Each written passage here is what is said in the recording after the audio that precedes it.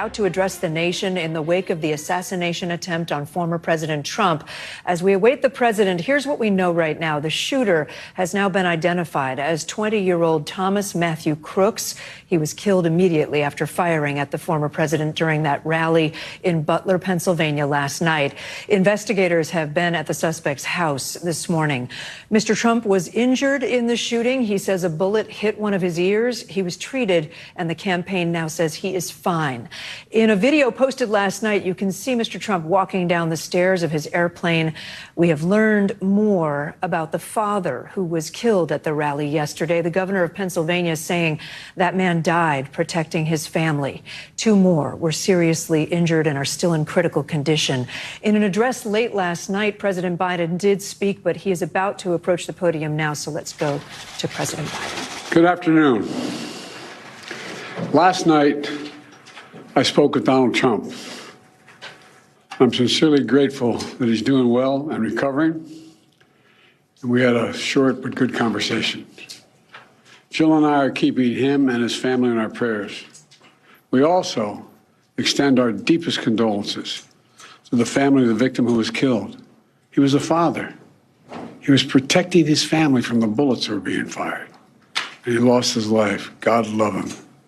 We're also praying for the full recovery of those who were injured. And we're grateful to the Secret Service agents and other law enforcement agencies and individuals who risked their lives literally for our nation. As I said last night, there is no place in America for this kind of violence or any violence for that matter. An assassination attempt is contrary to everything we stand for as a nation, everything. It's not who we are as a nation. It's not America. And we cannot allow this to happen. Unity is the most elusive goal of all, but nothing is important than that right now, unity. We'll debate and we'll disagree. That's not going to change, but we're going to not lose sight of the fact who we are as Americans.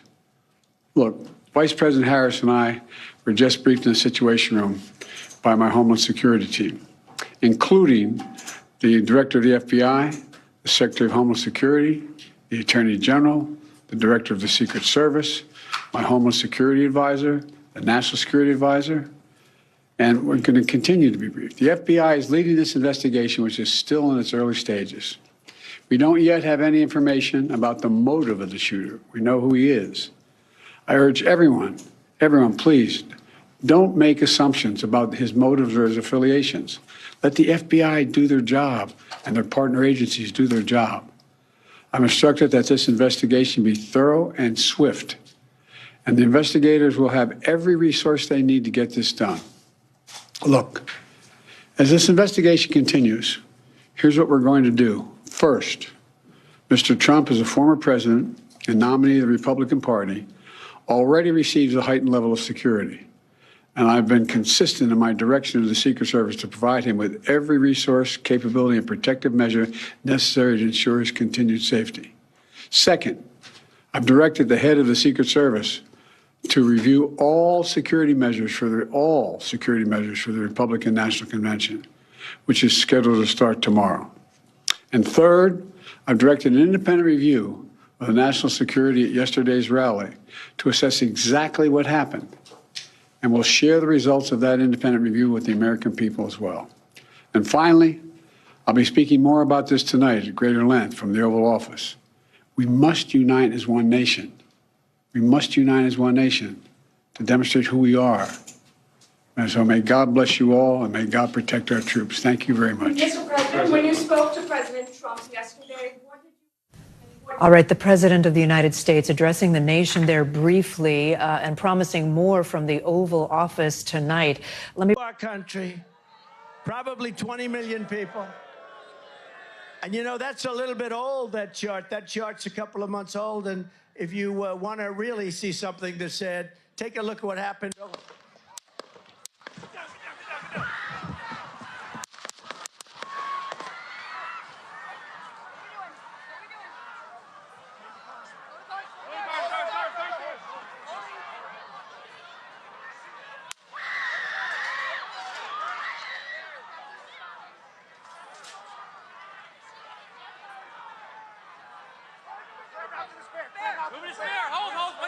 on you. Ready? Move. Up. Move. Go. Up. Hawkeye's here. Hawkeye's here. Move to the stair. Stair, get ready. Stair, get ready. We ready? Down. Down. Are we good? Shooter's down. Are we good to move? Shooter's down. We're good to move. Clear. We're clear. Let's move. We're clear.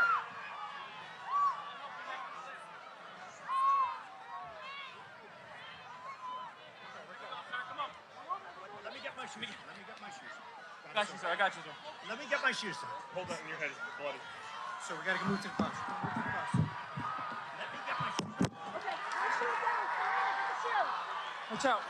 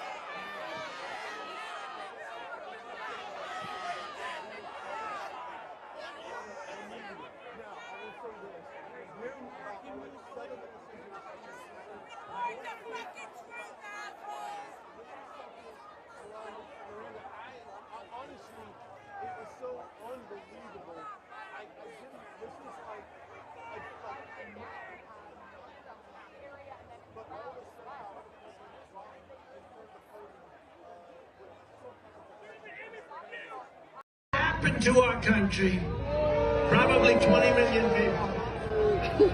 And you know, that's a little bit old, that chart. That chart's a couple of months old, and if you want to really see something that's said, take a look at what happened.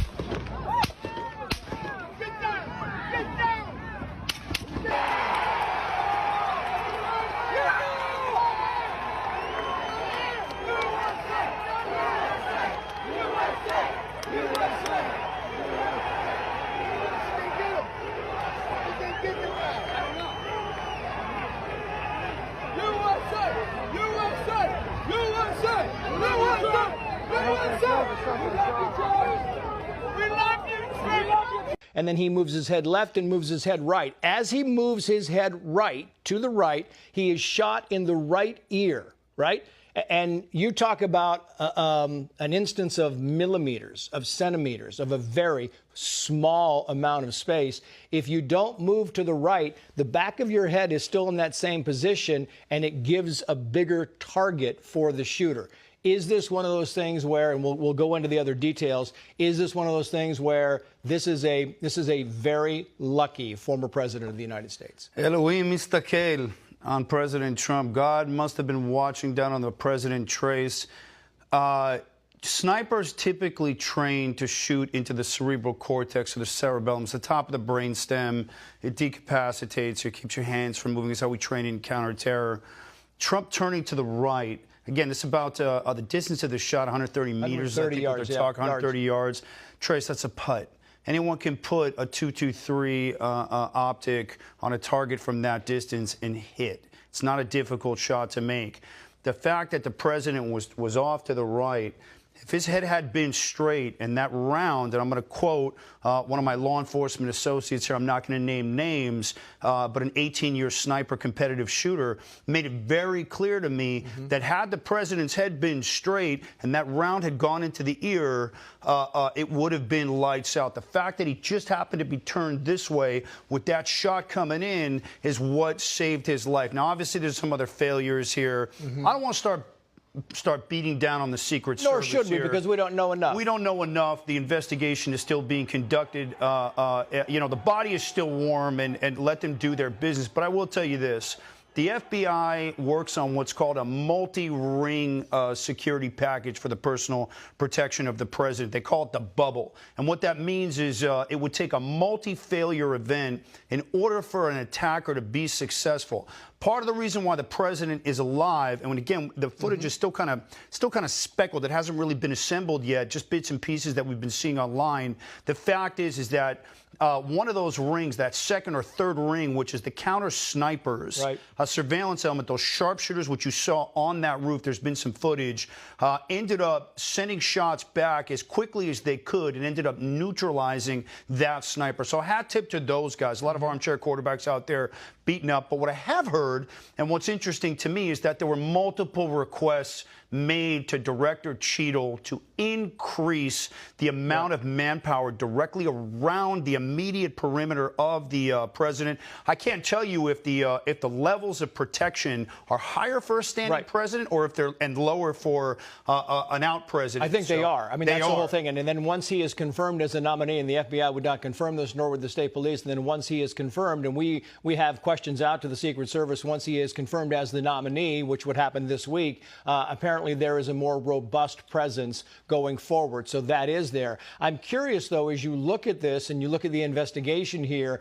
they say there were no suspicious instances. There were no red flags. We talked about that going into this. So nobody was forewarned. And yet the reporting is they were warned that there was somebody climbing up the outside of a building they call AGR. It's a glass and plastics manufacturer, and they manufacture drinking containers for the most part. We don't know any connection that the shooter might or might not have with that, but we know that this building was outside of the perimeter, the security perimeter. But the building was 130 yards away, and as Aaron articulated there, that is not a far distance when you're talking about a high-powered weapon, and the president was there. It's interesting why anybody would be allowed on a tall building. I have been to a gazillion of these types of rallies. The tall buildings are the first and foremost to always be secured. So here's my response, Trey. It's a good question because there's a lot of pieces here and it's all kind of floating around. What would be the motive of the Secret Service to not protect every building within all of that vicinity? They want to hit everything. So again, where I'm leaning and where it's taking me to, the response elements were on target. The man was neutralized. Right. They put him down as quick as they could. By the way, less than a half a second in that inner immediate perimeter protecting the president. Less than a second, they were immediately on President Trump, covering him, creating that protective shield. But what would be the benefit of the Secret Service not covering that building where the shot was fired from? So my opinion, and where it leads me to believe, is there had to have been a lack of resources, because what would it have been to put a couple of agents on that building to do what's called sterilize it, so that nobody could get in, nobody could get up, nobody could get around, and then have a couple of those long guns focusing on that building. So that leaves me to believe that there was a failure in the manpower. That's where I'm leaning right now. And had that building been covered accordingly, I believe that shot couldn't have gotten off because it would have been sterile. Now, look, there's paper. There's going to be emails, there's going to be phone calls, there's going to be paper. So let that investigation kind of play out, and then we'll see if there was any major gaps in the security preparation based on those requests. Aaron, stand by, if you will. I want to bring in former Florida Attorney General Pam Bondi, as well as former D.C. homicide detective. Do we have all of these people together? And look what happened to our country. Probably 20 million people. And you know, that's a little bit of... He's going to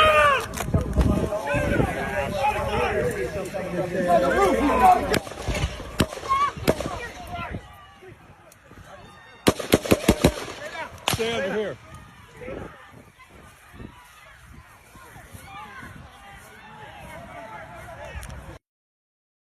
He's on top of the roof. Don't go over there. He's on the roof, buddy.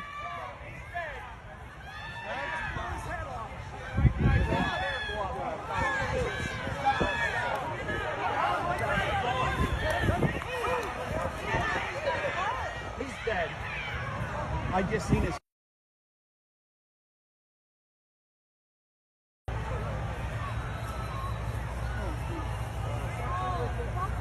if they hit anybody over there.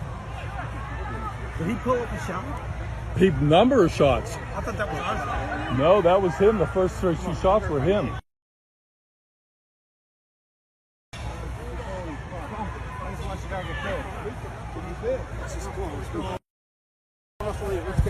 He's on the roof right there. He's right there on the roof. I believe the activist dispatcher on Watch North.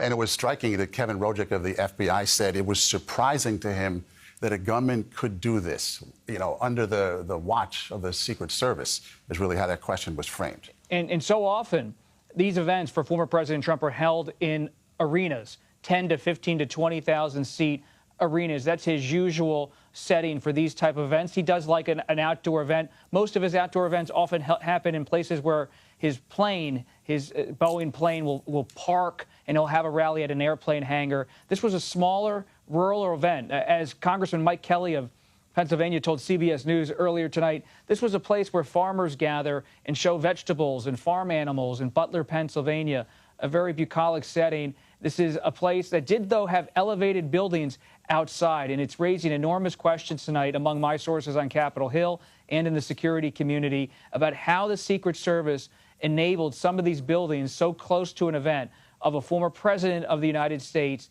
to not be part of the Secret Service perimeter. And you have discussions tonight already, as CBS News reported earlier today, about expanding the perimeter at the upcoming Republican National Convention in Milwaukee. Caroline, we have had a response from Donald Trump. Let's have a listen. The man himself has posted, it looks on Truth Social, getting reposted everywhere, obviously, and he says that it was a bullet that clipped him on the ear. There had been some speculation about that. So he said in his post, I want to thank the United States Secret Service and all of law enforcement for their rapid response on the shooting that just took place in Butler, Pennsylvania. Most importantly, I want to extend my condolences to the family of the person at the rally who was killed, and also to the family of another person that was badly injured. It is incredible that such an act can take place in our country. Nothing is known at this time about the shooter, who is now dead. I was shot with a bullet that pierced the upper part of my right ear. I knew immediately that something was wrong in that I heard a whizzing sound, shots, and immediately felt the bullet ripping through the skin. Much bleeding took place, so I realized then what was happening. God bless America. Wow. Well, as I've said before, somebody up there likes Donald Trump, because that is extraordinary. If there was a shooter on the roof, just clipped his ear, just as Donald Trump turned his head to the right. We saw the footage there ourselves. Shocking. That is unbelievable and extraordinary. We do have a statement from the Secret Service at this time, and I want to share it with everyone who's tuning in at this hour. The Secret Service is saying today in Butler, Pennsylvania, at approximately 6:15 p.m., a suspected shooter fired multiple shots, no specific number listed here, toward the stage from an elevated position, as our eyewitnesses have been sharing with our audience, outside of the rally venue. The Secret Service personnel neutralized the shooter, who's now deceased. Secret Service quickly responded with protective measures, and former President Trump is safe. One spectator was killed, as we've been reporting, and 2 spectators were critically injured.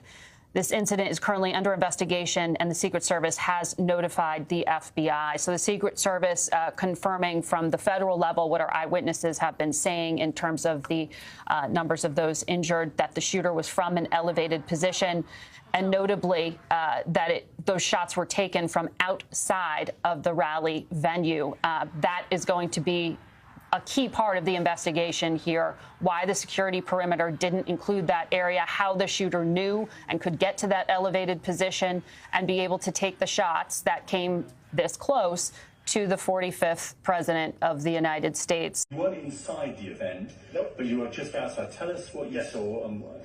So we had a party here all day. You can see behind us at the Brinkles Farming Greenhouse here. We had a party. And we all decided, hey, when we hear Trump up there, we're going to walk up through the field, stand by the trees up there under the shade, and watch and listen to the rally, right? We couldn't see him, but we could hear him. So we walked up, and probably 5 to 7 minutes of Trump speaking. I'm estimating here. I have no idea, you know, but we noticed a guy crawling, bear crawling up the roof of the building beside us, 50 feet away from us. So we're standing there, and, you know, we're pointing at the guy crawling up the roof. And he had a gun, right? He had a rifle. We could clearly see him with a rifle. Absolutely. We're pointing at him. The police are down there running around on the ground. We're like, hey, man, there's a guy on the roof with a rifle. And the police were like, huh, what? You know, like they didn't know what was going on. You know, we're like, hey, right here on the roof. We can see him from right here. We see him. You know, he's crawling. And next thing you know, I'm thinking to myself, I'm like, why is Trump still speaking? Why have they not pulled him off the stage? I'm standing there pointing at him for, 2 or 3 minutes. Secret Service is looking at us from the top of the barn. I'm pointing at that roof, just standing there like this. And next thing you know, 5 shots rang out. So you're certain that the shots came from that guy on the roof? 100%. 100%. And he was up there for a couple of minutes. He was up there. You saw him up there for a couple of minutes. Absolutely. At least 3 to 4 minutes. And you were telling the police and the Secret Service? We were telling the police. We were pointing at them for the Secret Service, who were looking at us from the top of the barn. They were looking at us the whole time when we were standing by that tree. Could they see binoculars? Could they see him? Probably not, because the roof, the way the slope went, he was behind where they could see. But why is there not Secret Service on all of these roofs here? I mean, this is not a big place. Did you see, I mean, obviously everyone, when the shooting started, everyone was very panicked. Did you see what happened to him at all? Oh yeah, they blew his head off. Okay, sorry. Secret Service blew his head off. Okay, just be careful because we don't quite know who's watching, but you're pretty sure they shot the guy? Absolutely, 100%. Okay. Yep. You saw that happen? Yep. Okay. Yep. And did you see them go up to him afterwards, or? They crawled up on the roof. They had their guns pointed at him, make sure he was dead. He was dead, and that was it. It was over. That's incredibly shocking. The guy was on the roof right there. You can see the white roof right there. Did you get a look at him? Could you? No, other than he was in muted colors, tan type clothing. We saw the rifle flinging around as he was trying to crawl. I mean, we saw the rifle, 100%. Do you know about guns? Do you know what kind of weapon it was? Oh, I absolutely know about guns, for sure. Yeah, I mean, it was a rifle of some sort. I wouldn't know, I wasn't close enough to read the label on it, but, sure. But it was a rifle of some sort. Yeah, absolutely. So how do you process what you've just seen? I don't know what to say, man. All I'll tell you is, if I walked up close to there with anything that Secret Service considered a problem, I wouldn't be standing here talking to you right now. But I don't know why a guy who we're standing there pointing out to police and Secret Service is crawling up the roof. Were you outside the security perimeter? Yes, right there by that tree. We were outside the security perimeter. But my question is, there's only a few buildings around here. Why is Secret Service not at every building here? Well, there's a whole bunch of questions, I think, that are going to come. There's a whole bunch of questions. Yeah. Trump fight on the horse? Yes, she was right in front of me. She kept going back and forth right in front of me. Yes. Tell us about her. I mean, nice horse, nice lady running with a flag. Seemed very, patriotic. But what's the significance of her? No, he asked me if I saw a horse. Okay. All right, well, listen, I'm sorry you had to witness that. That was a terrible thing. And you just stay safe with your family and Gotcha. help yourself. Thanks for your time.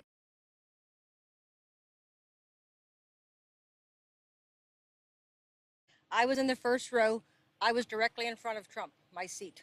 I was looking him in the eye. We heard the pops, maybe 3 minutes into the rally, 3 to 4 minutes. I heard 4 pops, pop, pop, pop. The 4 Secret Service immediately jumped on the stage, and we saw him push President Trump to the ground.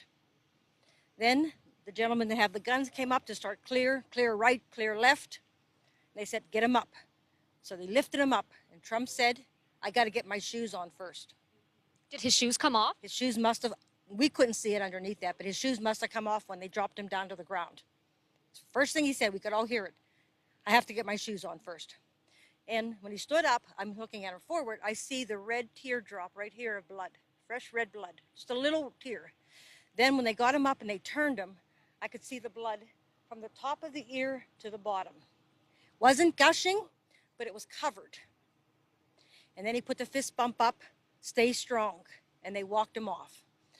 I didn't have any interaction with him, but he was like a kid that was always alone. He was always bullied every day. He was just an outcast. Yeah. I mean, he would sit alone at lunch. I mean, he was just an outcast, and you know how kids are nowadays, so they're going to see someone like that, and they're going to target him because they think it's funny or whatever. So it's the best way I can describe it. And it's honestly kind of sad. Like, I don't want to say this is what provoked it, but you never know. And you said he was a loner? Yeah. I want to say he was a loner more because he was quiet, but like he was just bullied. Like he was bullied so much. He was just made fun of, I guess, for the way he dressed or his appearance. How did he dress? Like they were just saying jeans. He'd wear hunting outfits sometimes. He would always wear a mask, even after COVID. He wore a mask. You know, it is a battle of good and evil. That is exactly what this is. And I feel it every time I go into Washington. It's unbelievable to think that innocent Americans attending a rally supporting President Trump and his campaign to be president, the 47th president. It's hard to imagine that people that believe in making America great again, believing in just a beautiful American dream, protecting our freedoms and who we are as a country, could be killed because of political violence like this.